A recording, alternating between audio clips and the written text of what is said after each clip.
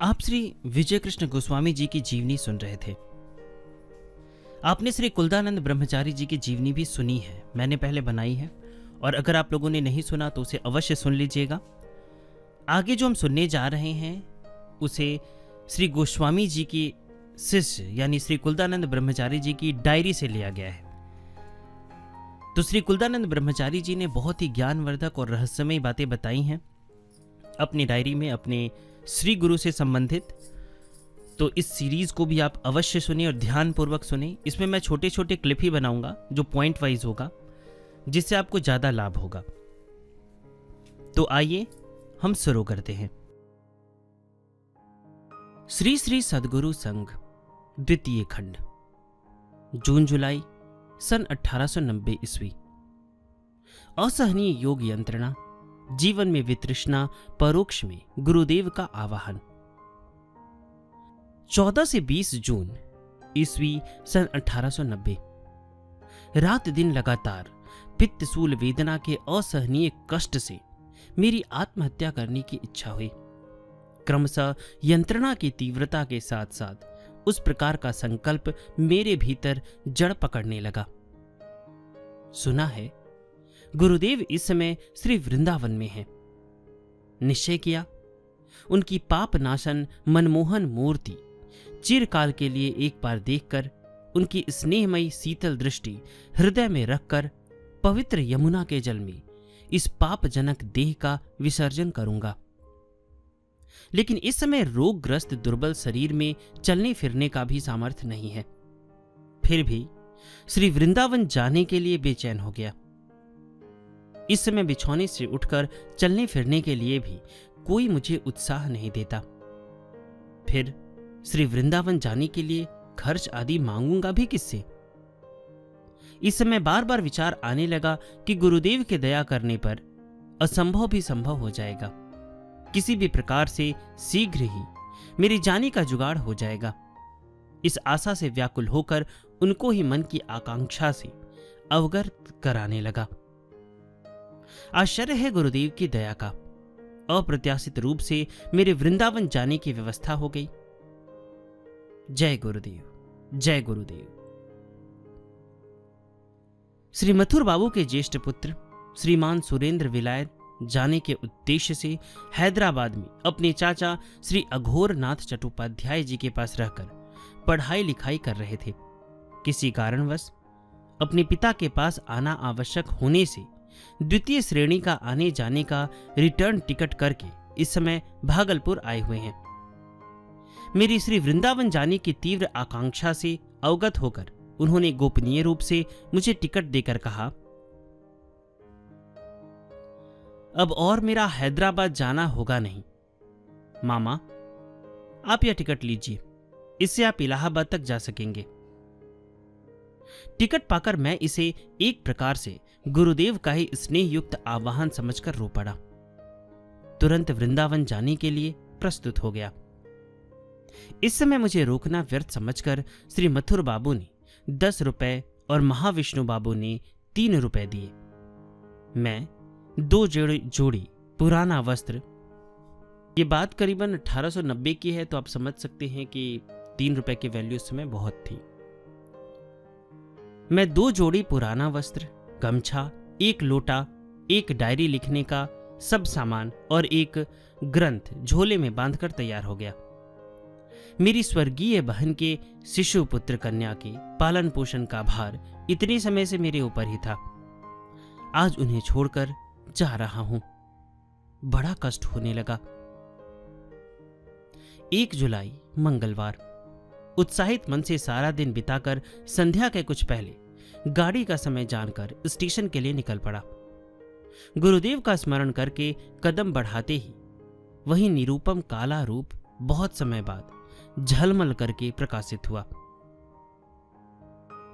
6-7 feet के अंतर में शून्य में स्थित वह ज्योतिर्मय रूप समान गति से मेरे आगे आगे चलने लगा। देखकर मेरा मन प्रफुल्लित हो उठा। यथा समय स्टेशन पहुंचा। खुले बदन, कंबल लेकर, भिखारी वेश में, फटा झोला हाथ में लेकर गाड़ी के द्वितीय श्रेणी में चढ़कर बैठ गया।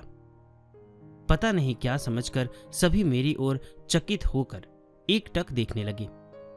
कुछ समय बाद एक व्यक्ति ने आकर टिकट मांगा एवं टिकट देखकर मुझे सलाम करके चला गया। कुछ समय बाद ही गाड़ी छूट गई। थका हुआ था। कुछ क्षण के भीतर मुझे निद्रा ने घेर लिया।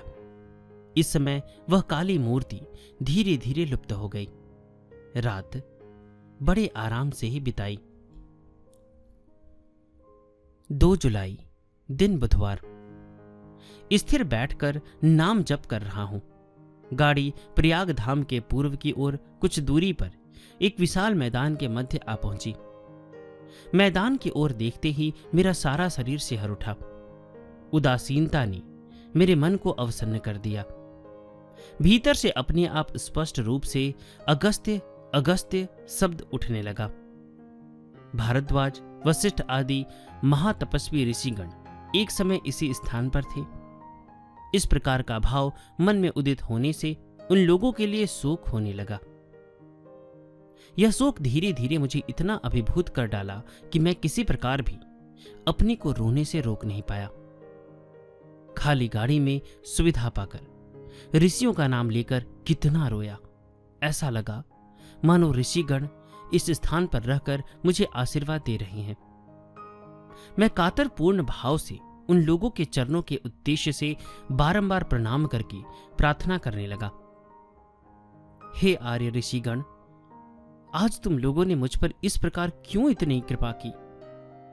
आज अचानक तुम लोगों की बात मन में आने से तुम लोगों के लिए मेरा मन इस प्रकार क्यों रो पड़ा? मैं तो इस जीवन में कभी तुम लोगों के विषय में एक बार भी सोचा भी नहीं। कभी तुम लोगों का स्मरण करके मस्तक झुकाया नहीं।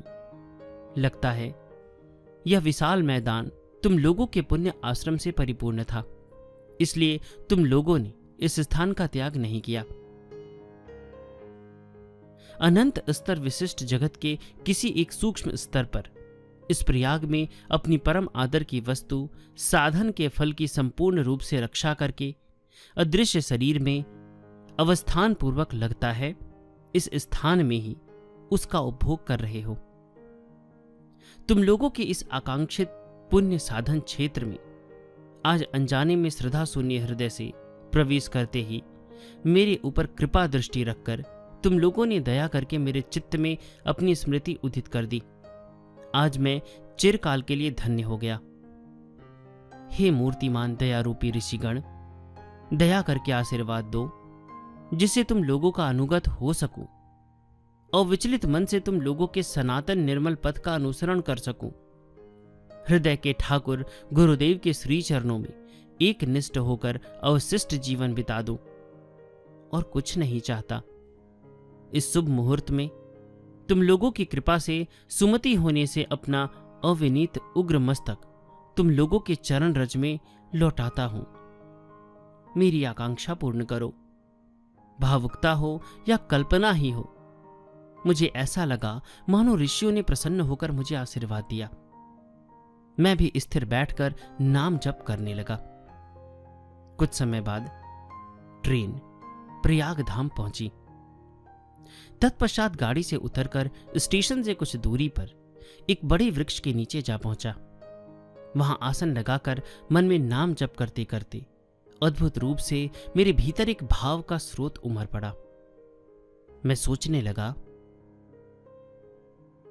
आज मैं कहां हूं? यह वही प्रयाग धाम है। एक समय इस स्थान पर कितना कुछ हुआ था।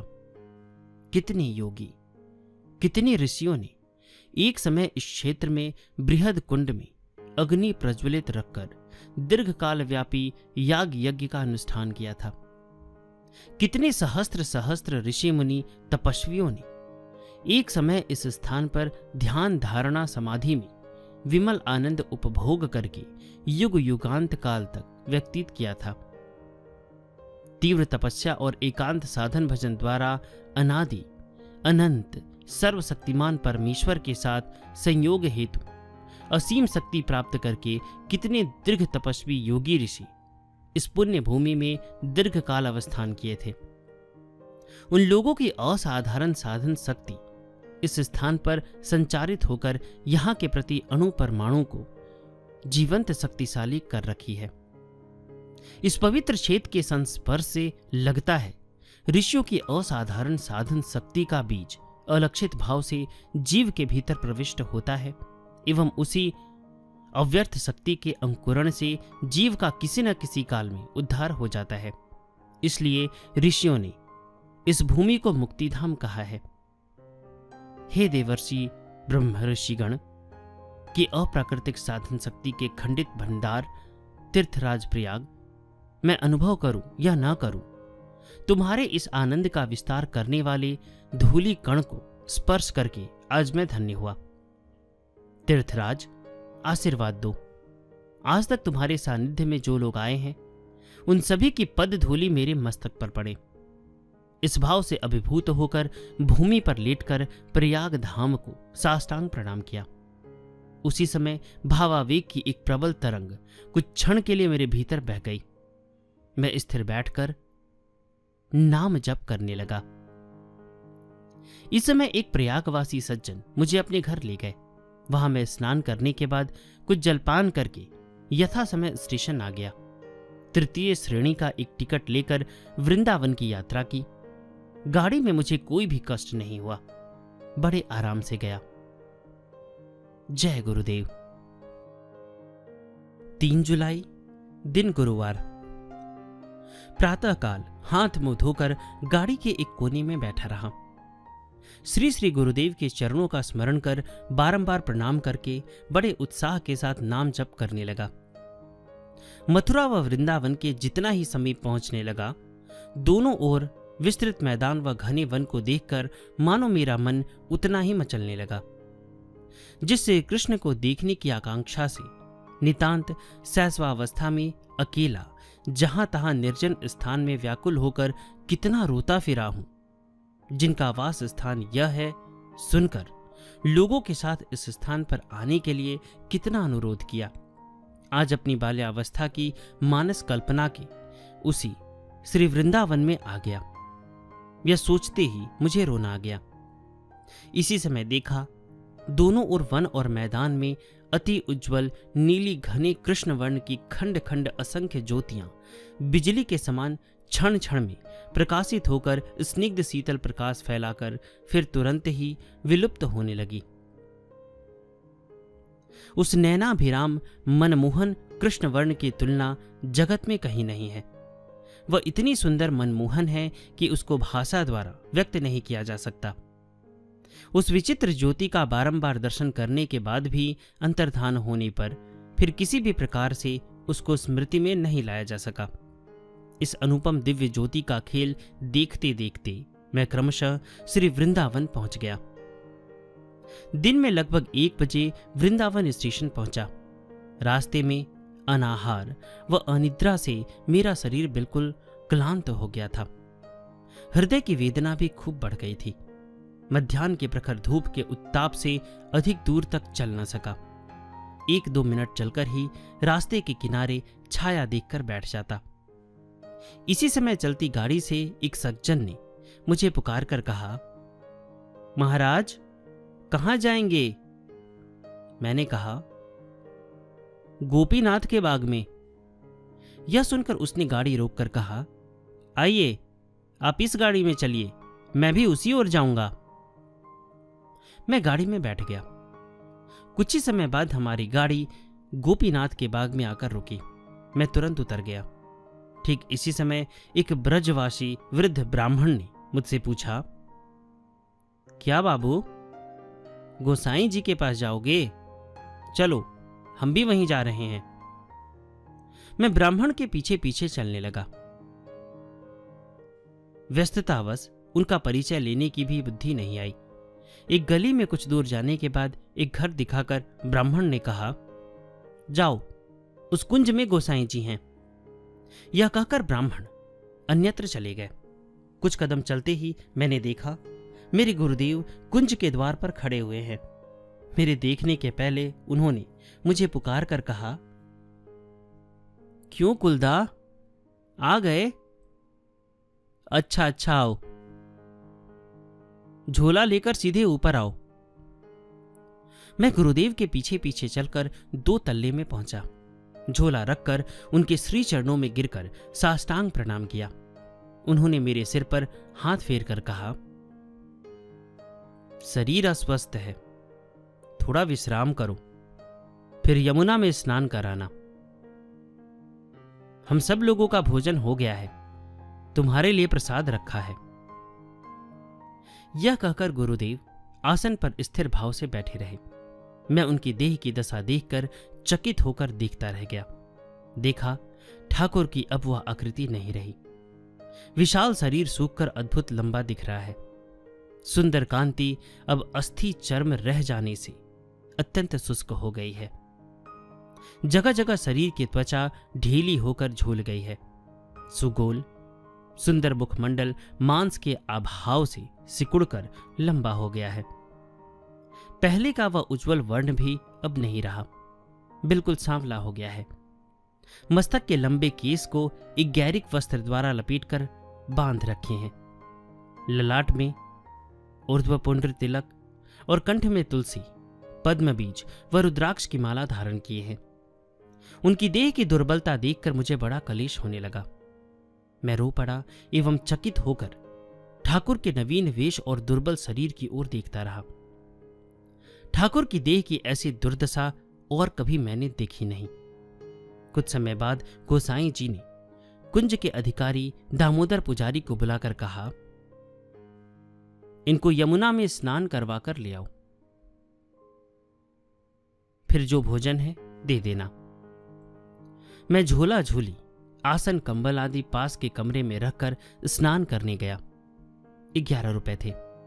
उसे खुले कमरे में अलग से रखकर जाने में भरोसा नहीं हुआ। अंटी में बांधकर रख लिया। यमुना के शीतल निर्मल जल में उतरकर स्नान करके बड़ा आराम मिला।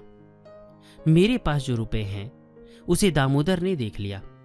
वे मेरे कमर की ओर अंटी में रुपए के प्रति लोलोप दृष्टि से देखने लगे। मैंने सोचा, यह भी एक अच्छी समस्या हो गई। जितने दिन तक ये कुछ रुपए मेरी पूंजी रहेगी, नाना प्रकार के अभाव बतलाकर ये उतने दिन तक मुझे सताएंगे। अतएव इस विपत्ति से छुटकारा पाना ही अच्छा है। मुझे तो अभी कुछ दिन यहां रहना ही होगा, इसलिए ये 11 रुपए इन्हें देकर यदि अपने खाने पीने का थोड़ा पक्का बंदोबस्त कर लूं तो अच्छा निश्चिंत होकर रह सकूंगा। इस आशय से मैंने अंटी से रुपए निकाल लिया एवं दामोदर के हाथ में देकर प्रणाम करके कहा, पुजारी जी, आप ये कुछ रुपए लीजिए, ठाकुर की सेवा में लगा दीजिएगा। फिर जितने दिन तक मैं यहां रहूंगा मुझे 1 मुट्ठा प्रसाद दीजिएगा। मेरे पास एक भी पैसे नहीं है। रुपए पाकर पुजारी जी बड़े प्रसन्न हुए एवं मेरे माथे पर हाथ फेरते फेरते कहने लगे, अरे तू तो बड़ा भगत है, सब दे दिया।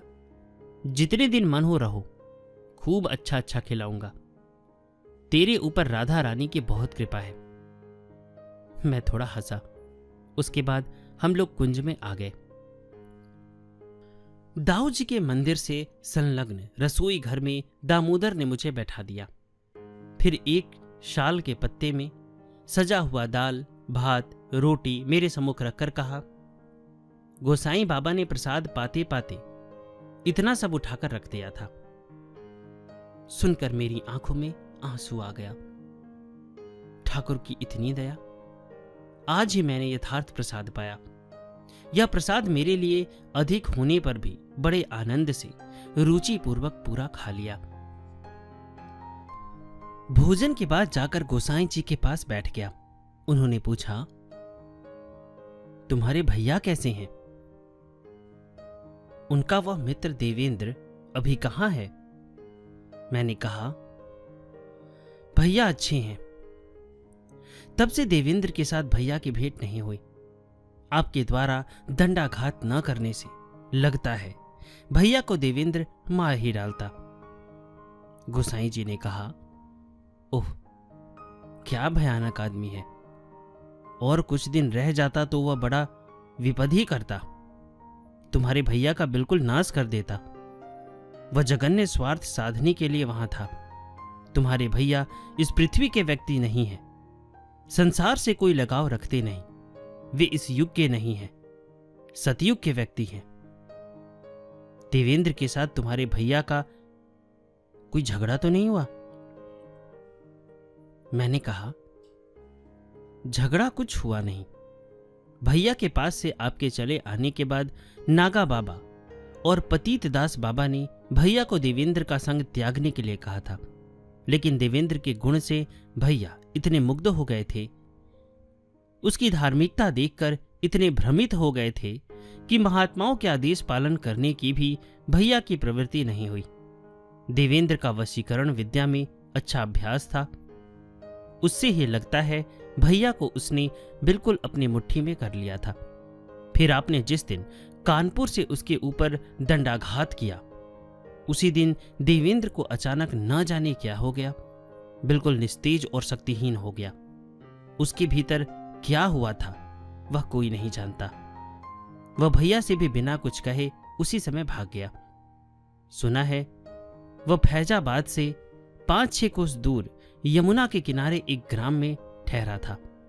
वहां उसको असहनीय रोग हो गया, अत्यंत कलेश पाया। बाद में तो उन्माद होने से कहीं चला गया। अब वह मर गया या बचा है पता नहीं। कुछ लोगों का कहना है मर गया। रोग के समय इच्छा होने से तो वह भैया के पास आ सकता था, लेकिन आश्चर्य यह है कि उसकी वैसी इच्छा भी नहीं हुई। धर्म का ढोंग करके उसने हजारों रुपए भैया से ठग लिया। यहां तक कि हम लोग तो भैया के जीवन के विषय में भी शंकित हो गए थे। बहुत समय तक गोसाई जी ने भैया की बातें कही। कुछ क्षण बाद मैंने नीचे जाकर देखा, दाऊ जी के मंदिर के सम्मुख गुरु भाई लोग बैठकर भैया के विषय में ही बातें कर रहे हैं।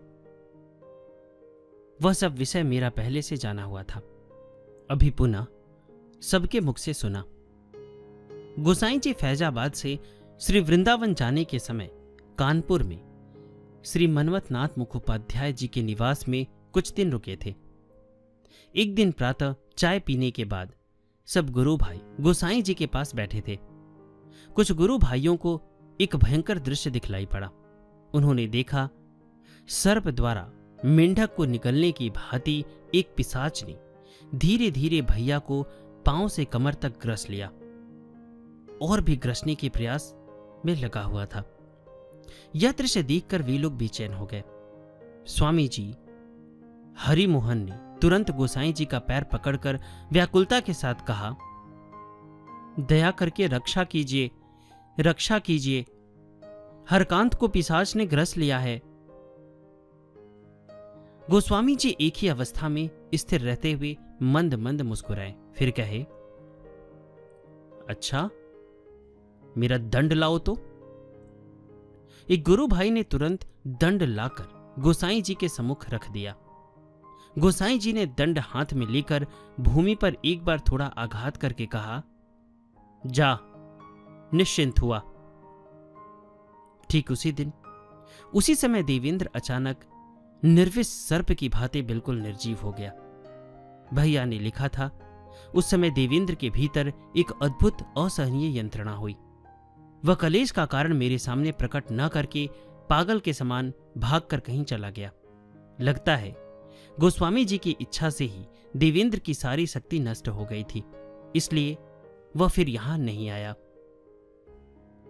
गुरु भाइयों ने मुझसे कहा, भाई श्री वृंदावन आए हो, बड़ी अच्छी बात है। अब कुछ दिन यहां रह सको तो अच्छा है।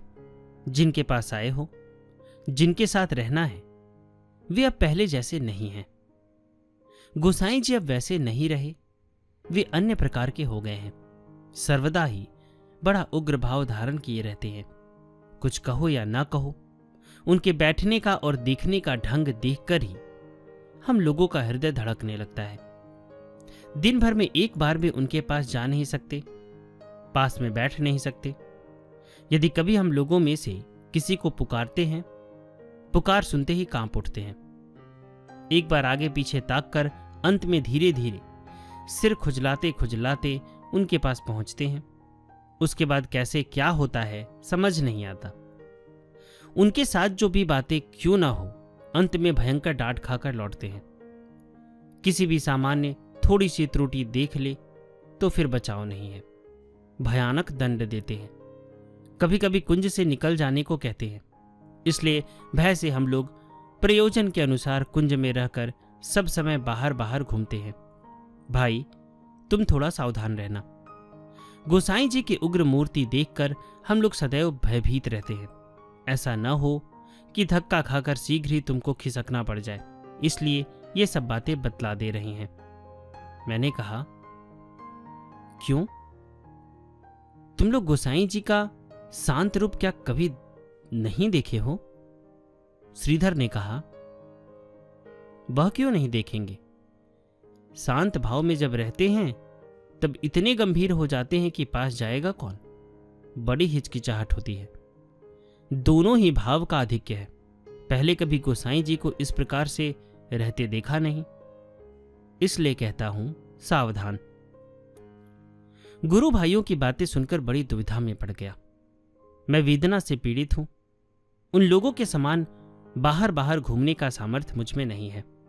जाने का साहस करने पर सय्यागत हो पड़ूंगा। अतएव वह मेरे लिए बिल्कुल असंभव है। सोचा, न जाने से वध करे राजा, जाने से डसे भुजंग, रावण के साथ जैसे मारिच कुरंग। मेरी भी दशा यही हो गई। मैं उभय संकट में पड़ गया। जो भी हो, मैं जाकर गोसाई जी के आसन के पास बैठ गया। इसी समय दामोदर पुजारी ने आकर हाथ जोड़कर गोसाई जी को प्रणाम करके कहा, बाबा, आपका वचन सिद्ध है। आपने सवेरे जैसा कहा वैसा ही हमको मिल गया। यह बाबू बड़ा भगत है, बड़ा सुपात्र है। हमको 11 रुपए दिया। गोसाई जी ने कहा, दाऊ जी बड़े दयालु हैं। अच्छे से मन लगाकर उनकी सेवा करो, देखना वे तुम्हारा कोई अभाव नहीं रखेंगे। वैसा नहीं करने से ही मुश्किल है। सुना है आज प्रातः दामोदर पुजारी ने गुरुदेव से कहा था, बाबा, भंडार खाली है, आज दाऊ जी का भोग किस प्रकार होगा? गोसाई जी ने तब कहा था, अच्छा, थोड़ी प्रतीक्षा करो, विचलित मत हो, आज तुम्हें कुछ मिलेगा।